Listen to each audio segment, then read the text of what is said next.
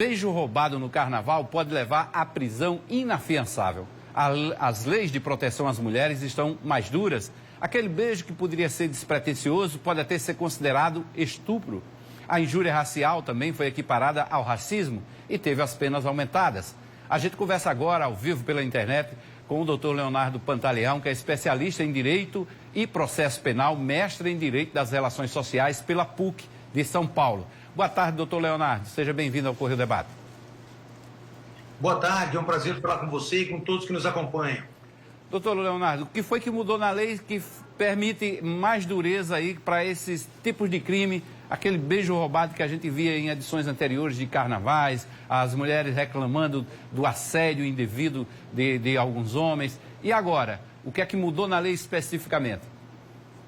Olha, o beijo roubado, ele passa a ter uma relevância para o direito penal quando se identifica que ele está cercado por uma intenção libidinosa, ou seja, com aquele intuito de satisfação de um desejo sexual. E a partir desse momento, caracterizada essa intenção, o direito precisa considerar todas as características do caso concreto, até para eventualmente conseguir identificar qual o enquadramento diante daquele cenário.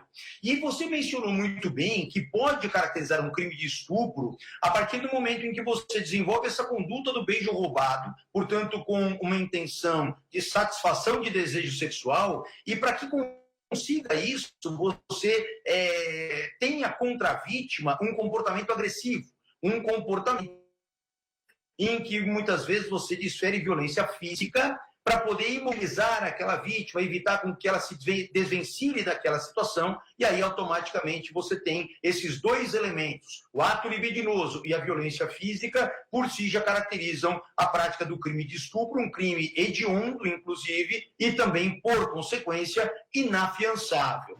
Por outro lado, quando você tem o beijo sem consentimento, mesmo que seja para satisfação de um desejo sexual, porém, não havendo violência ou grave ameaça contra a vítima, aí há uma migração desse comportamento para um outro crime, que é a importunação sexual. Esse não é um crime hediondo, mas pode chegar a uma pena de até 5 anos de reclusão. Bom, nós estamos acompanhando alguns casos em todo o mundo, praticamente. No futebol, a gente vê muito a injúria racial. A injúria racial, ela pode também ser considerada crime de racismo, né? Seja em ambientes coletivos, seja em ambientes mais individualizados, festas como o carnaval, que é uma festa tradicional de rua. Isso tudo também pode entrar nesse pacote aí do racismo, né?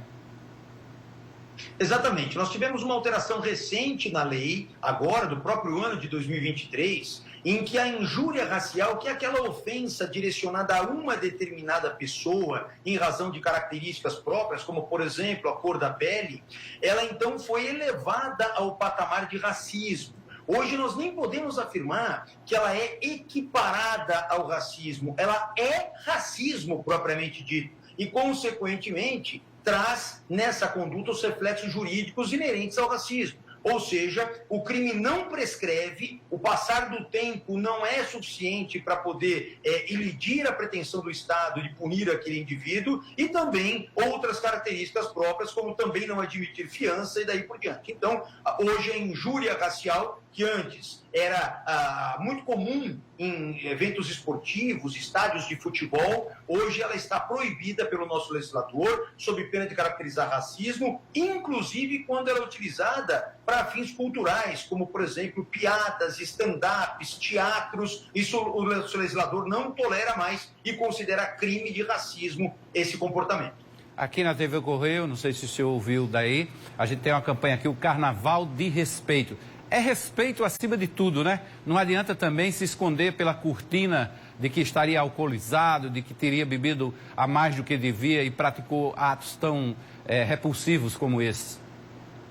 Não, o fato do indivíduo estar sob o efeito de álcool, sob o efeito de droga, qualquer outra substância que cause uma oscilação no seu padrão de comportamento, isso por si só, na maioria das vezes, quando essa ingestão decorreu de ato de vontade, não afasta a responsabilidade criminal. Então, mesmo estando sob o efeito dessas substâncias, responde normalmente pela prática desse crime. E, de fato, essa campanha do Carnaval de Respeito, ela tem que ser realmente considerada com muito cuidado, com muita cautela e com muita seriedade, para que, então, durante esse período, que é para ser um período de alegria, de confraternização, nós não tenhamos aí, muitas vezes, a sujeição, na maioria dos casos de mulheres, às vontades e às imposições por parte dos homens. Ok, doutor Leonardo, obrigado pela entrevista rápida aqui no Correio Debate, de forma virtual. Nós vamos continuar, sim, acompanhando esses casos e vamos trazer mais entrevistas com o senhor sobre outros temas também ao longo das nossas edições. Muito obrigado, doutor Leonardo Pantaleão. Eu que agradeço, até uma próxima oportunidade. Um abraço, até mais.